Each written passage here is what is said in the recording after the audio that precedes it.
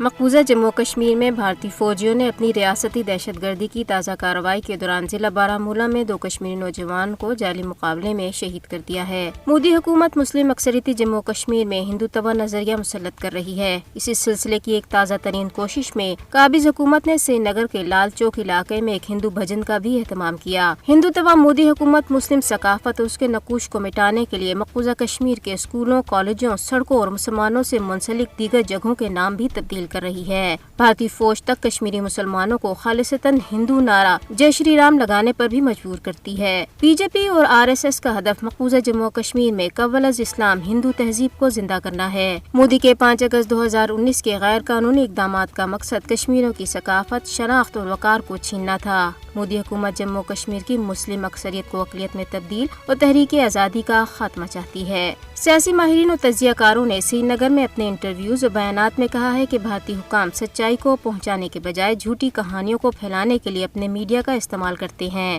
انہوں نے کہا ہے کہ 27 اکتوبر 1947 وہ دن ہے جب بھارت نے جموں کشمیر پر جبری قبضہ کیا، تاہم بھارتی بیانیے کو آگے بڑھانے کے لیے سچائی کو چھپانے کی کوشش کی گئی۔ تجزیہ کاروں کے مطابق بھارت نے اس دن جان بوجھ کر مقبوضہ جموں کشمیر کی یکجہتی، سالمیت اور ثقافتی ورثے کو نقصان پہنچایا۔ یہ وہ لمحہ تھا جب بھارت نے اپنی مکاری سے اہل کشمیر کو دھوکہ دیا اور خود کو ان کے حقوق کے چیمپئن کے طور پر پیش کیا۔ بھارت ایک ایسا بیانیہ تیار کرنے میں کامیاب ہو گیا جس سے 1947 کے حملے میں اس کا گھناؤنا کردار چھپ گیا۔ انہوں نے کہا ہے کہ حال ہی میں خبر میں بتایا گیا کہ بھارتی پولیس نے جموں کشمیر میں 5 غیر ملکی عسکریت پسندوں کو ہلاک کیا ہے، لیکن بھارت نے ان کی قومیت ظاہر کرنے سے انکار کر دیا۔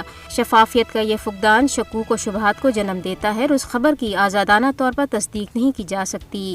ریاست جموں کشمیر کی آزاد حکومت کے قیام کا 76واں یوم تاسیس کل بروز منگل پورے جوش و خروش اور عقیدت کے ساتھ منایا جا رہا ہے۔ آزاد جموں کشمیر حکومت 76 سال قبل 24 اکتوبر 1947 کو تشکیل دی گئی تھی، جب یہاں کے بہادر سپوتوں نے علاقے کو ڈوگرا شخصی راج سے آزاد کرایا تھا۔